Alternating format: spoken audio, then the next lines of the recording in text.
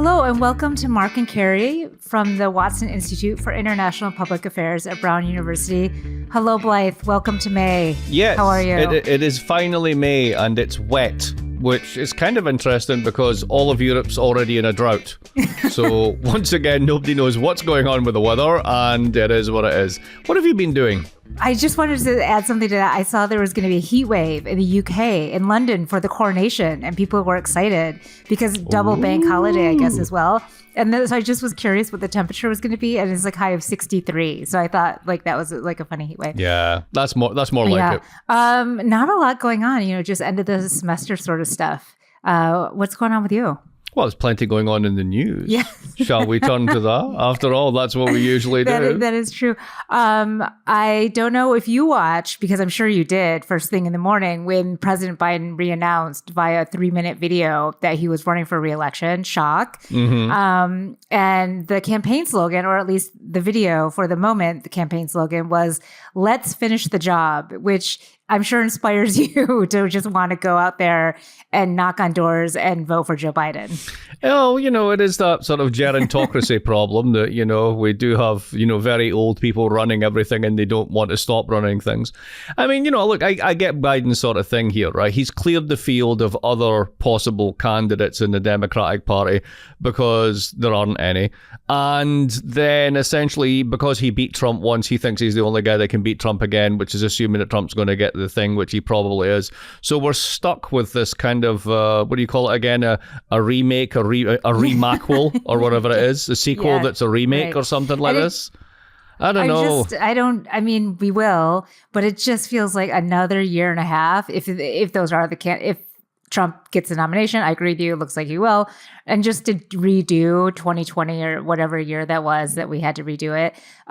The other thing that I thought was interesting about the video, because I did watch it and I then fell asleep like halfway through because it was just, not as exciting as I would have hoped, is that the vice president was all over it. So clearly they're going, I mean, she's the vice president and they're not going to try to move her to the side. Although that's what they do when he's actually in power. They move her to the southern border and say, "Can you deal with this total nightmare that we can't talk about? That'd be awesome. Thanks very much." Yeah, you're so right. She gets put prime time for the election and then pushed to the side. What are your thoughts over the last few weeks since we last talked about Little D, Meatball, Pudding Fingers, DeSantis? It seems that the Republican money's running away from him because they've begun to realize that he actually deeply cares about trying to imprison trans people, but most people in America don't. And this may not be a winning combination. That this sort of endless culture war and moral panic might work for like keeping you in power in Florida, but might not translate to the rest of the country so well. So I don't know. He doesn't seem to have anything else going on. When he sort of did the he did the Republican Party line on Ukraine, which is essentially we don't give a crap, but and if I get into power, I'll probably try and stop this as fast as possible. And then he had to backtrack on this one. So I don't know. I mean, the thing about American politics, like when it comes to the presidential stuff, I mean, you go back and think, in the mid 1975, did anybody really think Jimmy Carter was going to be the winner? Right, Ronald Reagan was laughed at, right? He got 2 terms out of it. So, I think this stuff is always, inherently unpredictable, except that in this case, it's just probably going to be Trump and Biden again. Well, I mean, I think you're so right. Right, we had a President Rick Perry at some point and a President Michael Bloomberg at one point. And we're still, even though it feels like we're there, still a year and a half away from something. But I think, I mean, the Disney fight, I'm curious why he would ever pick a fight with like the main generator of everything in Florida. But also I'm not, but I am surprised that Republicans just won't, they've just given up. They're like, okay, I guess it will be Trump. I mean, you have all these establishment Republicans who no one really cares about endorsing Trump already. Senators, you have like DeSantis takes him on, but then doesn't really. Nikki Haley doesn't really. I mean, so you feel like they're just like now kind of running for like Secretary of Commerce, maybe. But everyone's kind of thrown in the towel. I think but that's really interesting in the following way, right? What it shows is that they've completely lost control of the party. Yeah. Right. The Republican primaries are not sort of like this stage managed thing where you bring in the activists and throw them some red meat in the culture wars, and then they all get in line and vote for Mitt Romney. Yeah. Right. That's over. And they are Trump's people. Yep. And they have just adapted themselves to the fact that they have no control over this process. And they better get in line with Trump because it's his party. Yeah. That's basically where this is. And I mean, it's a continued thing that we have talked about again and again about why is everyone so afraid of him, like getting a nickname or what have you. But I was thinking more about this, and it's like, yeah, I would be scared of like a nickname like Pudding Fingers, but also that his voters show up. I mean, this is all about just like basic political science mobilization theory. His voters show up time after time and they vote people out of a primary and they put up some Looney Tunes candidate and they lose. But the person who you would think maybe might have more mainstream appeal loses. So, I mean, the fear is really based just in turnout and that I'll lose that primary election or what have you. No, absolutely, absolutely. Other things that have been going on, there's so much to discuss in this particular episode. I want to get your take on the sudden settlement. Like, everybody really wanted Dominion to take it to the wire, so we got even more juicy details about Fox. So we got the settlement, which was sort of like disappointing from a kind of entertainment point of view. But then the really interesting thing happened, of course, is that Tucker's fired as a consequence of this. Apparently saying that that's not how white men fight is the thing that threw him over the bus. I find it hard to believe that amongst all of the stuff that he said, that's the thing that disturbed the internal lawyers. But what's your take on the whole thing? Well, I want to say something because I'm with you about the Fox Dominion suit. I mean, you kind of were, back to the nonagenarian, or what was the word? Gerontology? Yes. Geritol commercials.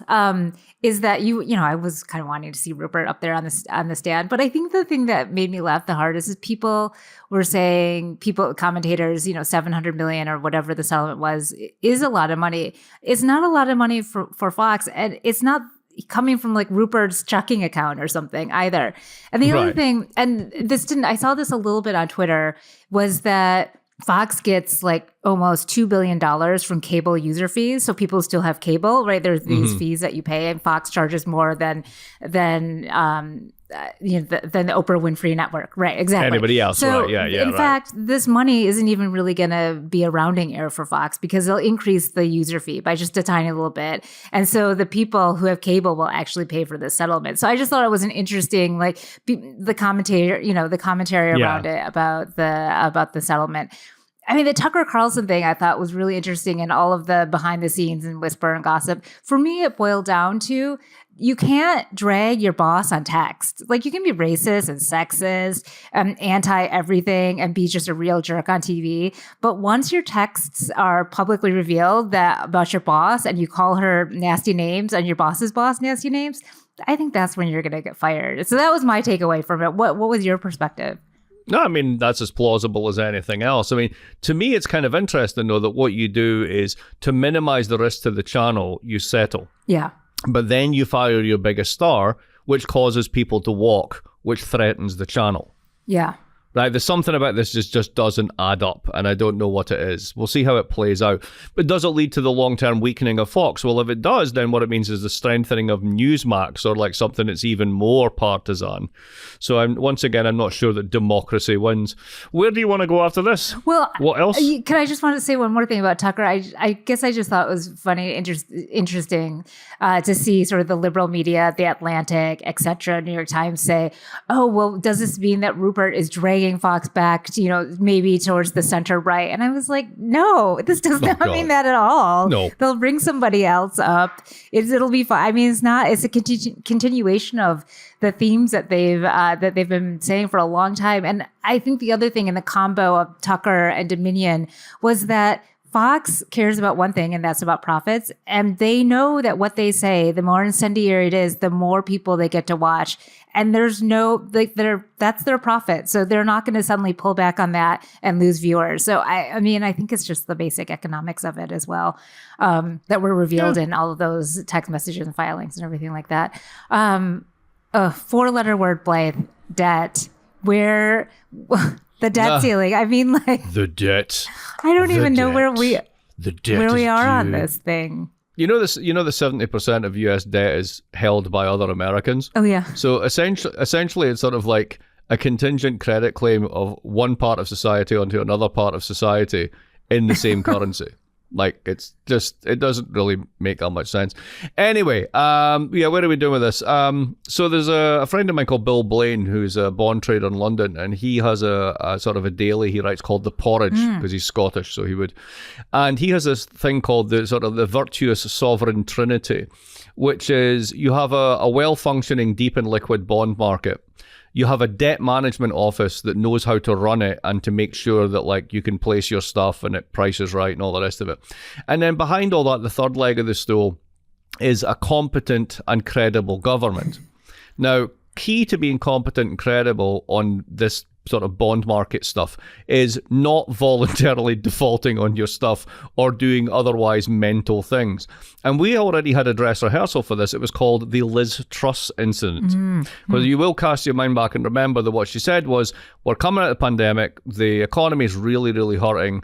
Brexit has definitely made things worse. We've had a devaluation and we haven't picked up anything in exports. In fact, we've actually lost trade. It's not looking good. Let's do a round of really accentuated to the top tax cuts, and let's not fund them with cuts anywhere. We'll just blow a hole in the deficit. So to a certain extent, what you said to the bond markets is, to hell with you, we're just going to do this and you're going to deal with it. And they said, no, you're not. And the bond market ground to a halt, and the Bank of England had to step in, and there was devaluation, a whole lot. We're about to do exactly the same thing. Right, this one will go to the wire and will go over the wire. There will be a default. Now, the thing is, a default usually means you can't pay. This is the default where you can pay, you just don't want to. And that's when you tell everyone that you're no longer credible and serious. Like, that one leg of the virtuous sovereign trinity has just fallen off the stool. And that does damage. So there's been a lot of stuff about, is the dollar in decline and will it be replaced and all the rest of it. And I did a podcast with a student here about this last week. And you go through all the reasons and it's like, no.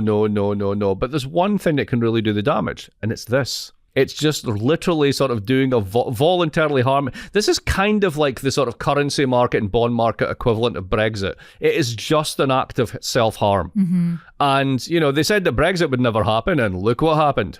God, this really takes the wind out of my sails in that, I mean, not that I had much in my sails, I guess, but I didn't think that it was gonna, I thought the politicians would become serious like the day before and do something, but I can see your point that it's gonna go over the edge and then everyone's hair will be on fire and, oh God, it's just like, and then they'll be blaming, and then it'll be your fault, and be, no, it's because you didn't have any. And if you look at the Republican thing, right, it's like, most of the budget is fixed. It's entitlements, and they want to cut it, but they can never admit it in public.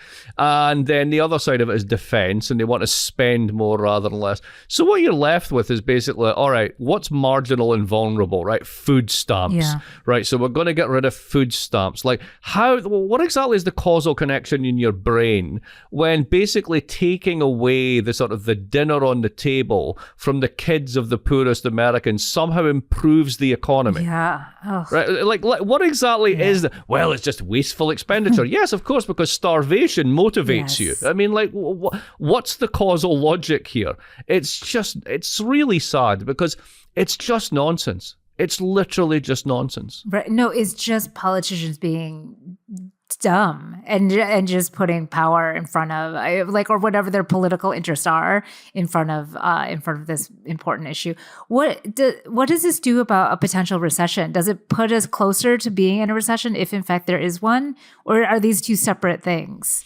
Well, we're still in the phase of like we have no idea how the economy works, despite the fact that we keep pretending we do. So the latest jobs report just came out and it's like 100,000 stronger than people thought it would be.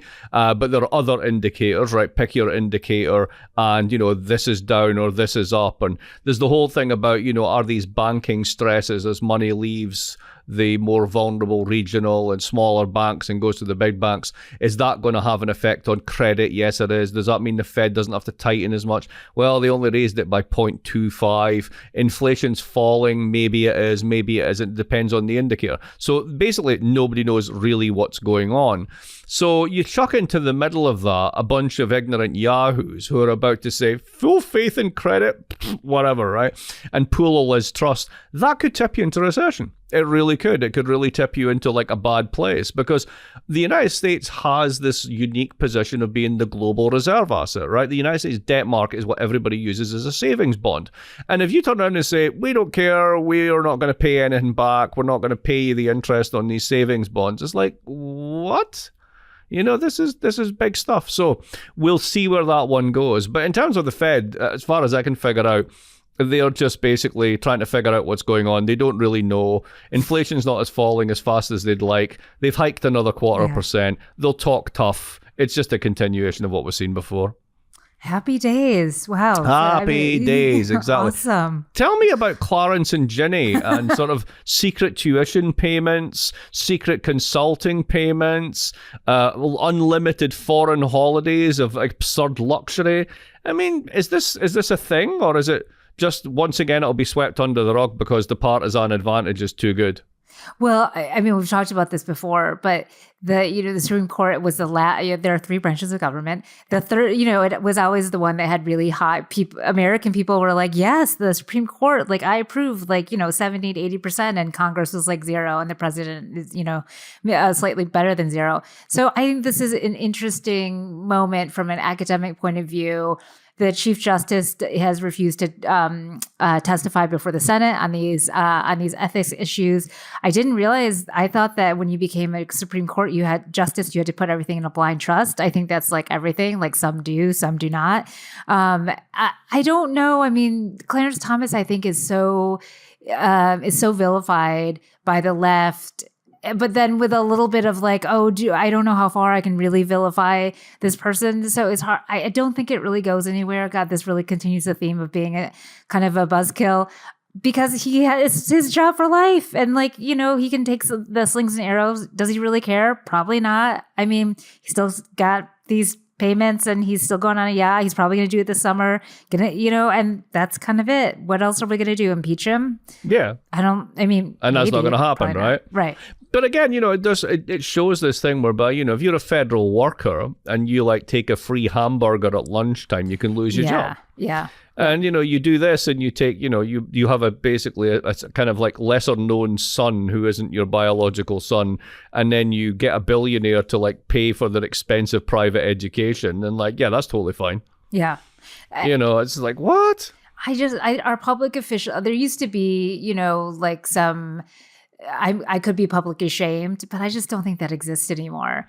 Publicly shamed to actually that actually would remove somebody from office. And I just don't think that there's too much at stake. If he steps down, right? I mean, there's just too much at stake. Let's stop for a minute and let's just think about everything that we've been talking about, right? So you've basically got Biden's running again, right? Now, I heard a great quip the other day, which is do you think Biden can win in 24? And the answer was, I don't know, I'm not a cardiologist. So there's that one, right? Then there's sort of Trump again. The first time round, it was fun for the vulgarity and the mean tweets. Yeah. This time round, it's just going to be bad. Yeah. Your media is dominated by a sort of right-wing demagogue who will take a $700 million hit to maintain his ability to just feed nonsense into people's heads as much as he can. The Fed doesn't really know what it's doing and doesn't really understand the economy, and things aren't working quite as we thought. There's a bunch of total yahoos who really don't understand how the economy works, at least doesn't understand how bond markets work or how debt works for a country like the United States, and they're about to possibly throw it off a cliff and do more damage than a doubling of the actual amount of debt would ever do. And the people who sit atop of the apex refuse to recognize corruption right underneath their nose. Did I miss anything? No, I think that's pretty, and there's probably 3 or 4 things that we haven't talked about that would fit neatly into those different categories that you just listed. What about Dianne Feinstein? Oh, man, poor Di-Fi. I mean, the other thing I wanted to point out, all the things that you listed are people that are 80 years and older. I mean, Rupert's 90. Right, that's what I thought of her. That's what I thought of her. It's what is going on here? I mean, it used to be the case, when Lyndon Baines Johnson became president, how old was he? I don't know. I mean, maybe in his 60s. I'm just guessing 60s. Yeah, right, exactly. And he was seen as old after Kennedy, who's in right? his 40s, right? Who's in his 40s, right? So then Jimmy Carter, he was sort of like not exactly old when he hit it, right? Nixon had been around for a long time, wasn't an old guy. Reagan was considered old. Didn't he finish out in his 80s? He finished in his 80s. Yeah, maybe even late 70s. Right, and now we've got basically the entire thing is just a bunch of sort of like 80-year-olds who are just like, I'm hanging on for everything because I have everything. Yeah. I mean, what is Feinstein? You know what? I mean, do you have any insight into this? Like, why is she just not going? Clearly, I can't do this anymore. I'm totally loaded. Maybe I'll just put my feet up. You don't know how cognizant I don't know. I mean, I only know what I read and listen to, just the same as you. It seems to me no one really knows how aware she is of situations. And so is it her chief of staff? Is it her staff that is making these decisions for her? Like, it's just so unclear. Right. I think the New York Times did an interesting podcast in it, just in terms of the Judiciary Committee and sort of where, right, they wanted a replacement. The Democrats, she asked for a replacement on the committee so they could, move forward on federal judges. Mitch McConnell said no. And now there's the thought that actually, unless she shows up and pushes the button, they're not even going to seat somebody if that took her place. That Mitch McConnell will find obstruction his way to, unless it's Dianne Feinstein in the seat. No one's taken that seat. Oh my God! So the bigger question that you ask, it's not just unclear of like who's making her decisions, that is unclear. And of course you can't, I don't know, can you push people out? I don't think you can. Rupert is like firing people. So, I mean, if he's at the model, you're not pushing anybody. No one's pushing anybody out. They're making their own decisions, even if they're nutty. And even if they're not actually making the decision themselves, those decisions still have massive consequences. Yes. Let's round this out. I'm going to round this out by something else that makes decisions, which is the AI, the topic of the moment. Yeah. So I was in New York yesterday, and I was at an event, and it's Chatham House Rule, so I can't really tell you who I was talking to. But I was talking to someone who's somebody who really knows how this stuff works, like really knows how this stuff works. Mm-hmm. And I said to that person, all right, there's a kind of the Nobel Prize of computer science. It's called the Turing Prize. And 3 people won the Turing Prize for their work on neural nets. Neural nets are the underlying technology of these large language models, ChatGPT, Bard, et cetera, right? And one of them says, this is awesome. It's going to be great. Everything's going to be great. And one of them says, ooh, bad people could be really bad with this. And another one says, this thing is a black box, which is learning faster and faster. We don't know why it's learning, but it's learning to do some pretty wicked stuff. If it keeps learning at this rate, it's actually going to be smarter than us, and then it will eventually kill us. And I said to that person, which one of those views is right? Now, that person kind of read me the website version of it, and I went, no, come on, really? And they're like, honestly, nobody knows. So imagine the following. Imagine there's a 1/3 possibility that there's a technology that's been invented. And that technology is really kind of hard to understand, right? Most people don't know what an algorithm really is. Most people don't understand like large language training data, the whole lot. I'm not sure I understand it, and I've tried hard, right? And, neural nets and all this stuff, right? And there's a 1/3 chance that this thing literally could go Skynet on us, right? And the people in charge of this are a bunch of profit-seeking individuals who run tech companies who think that they're God. Yeah. It just can't go wrong, can it? Well, and this is maybe one of the underlying subpoints of what you laid out in terms of like the summary of things we've discussed, which is all of the ethical issues. Like Di-Fi should retire just based on sort of an ethical, she's not able to vote, Clarence. And so I think the thing that I've been interested in is that there's no sort of, to the point that you're making about for-profits, there's no ethical standard for any of this. Like, it's just that like, well, okay, it can write like your cover letter in a haiku and like write, a rom-com for you. And there's but what about like the underlying stuff that's happening in Ukraine with Russia? I mean, AI has something to do with defense. I don't know what it is, but it seems, I mean, so it seems like governments actually have to do something. Like, should we have something? Yeah, but who's the government? Go back to your earlier point. It's a bunch of 80-year-olds. Right, who are like... Do you think they have any idea what this stuff even is? They're like, is there a mouse? So they're the ones that are meant to make the decisions about regulating this stuff, regulating stuff that we don't even know how it works. It's good fun, isn't it? Is there a mouse in my computer doing that? Like, is the algorithm, is that his or her name? Right? Exactly. But I have to believe that there But there are people in government that do have some idea. And is there some oversight body between like the EU? I mean, I've heard some people say there should be like a NATO of AI. Okay, no. Here's your problem. It's a black box, right? We don't know why it produces the outputs it does, and we don't know why it does the things it does. As it gets smarter, the size of the black box, the bit of the thing that you think you understand gets bigger and bigger. You don't understand it. How do you regulate an unknown unknown? You don't. Yeah, that really, like, yeah, I just assume people way that know how this thing works. Yeah, they all work for the tech companies that want it to happen. Let's not even think about the labor market consequences for this. I've always been massively skeptical about the robots taking our jobs, but let's say that this one really is it, right? So you're talking about a country that we just described earlier with that list of stuff that's extraordinarily polarized, where most people think that like the elites are out to get them, that they're getting the rough end of the deal, somebody's always getting a better deal than they are, whatever. And imagine you come along and literally over the next 10 years just wipe out about 30% of their jobs in a country that has no functioning welfare state, and all the returns go to those tech companies because they're very, it's going to be great. I mean, people will be upskilling. Really, people don't want to upskill when they're 55. They just want to do their job and then retire, right? So and again, where is the government on this? Who should be thinking this through and like doing all that sort of stuff? Nowhere to be seen. Well, and I think a lot about what does this mean for the labor market? What does this mean for lower skilled workers? Oh, yeah, absolutely. I mean, you don't want to fall for the lump of labor file. Say there's only a certain amount of work to be done. So if the robots do it, there's no work for us. There's always work to be done, right? Particularly with an aging population. It's going to be in healthcare. It's going to be elderly care, whatever. We just don't want to think about those jobs or pay for those jobs, right? And we used to do that with immigrants, but we don't like them anymore, so they can't do that.